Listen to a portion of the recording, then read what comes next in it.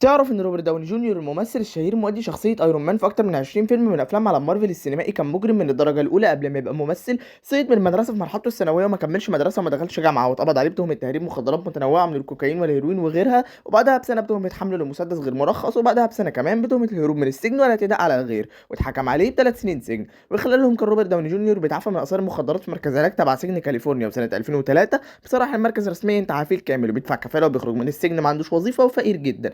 ومن هنا اشتغل على نفسه وقال انه كان بيلعب رياضه وبيتامل وبيحاول يصلح حياته. من 2005 ل 2007 طلع في مسلسل وفيلمين كشخصيه ثانويه ليها مشاهد قليله، ومع ذلك الناس عرفته وحبته جدا. وكمل بعدها في تطوير نفسه لحد ما في 2008 بينجح روبرت داوني جونيور في الحصول على اهم ادوار حياته ايرون مان في فيلم ايرون مان 2008. والنهارده هو واحد من اشهر المشاهير المحبوبين وثروته حوالي 600 مليون دولار. هي العبره الحقيقيه بقى ما تخليش ماضيك يتحكم فيك، لان بمجهودك وتعبك ممكن تلاقي مستقبل يبهرك قبل ما يبهر الناس. عشان محتوى ممتع ومفيد اشترك في القناه واشوفك في فيديو جديد. شكرا وسلام.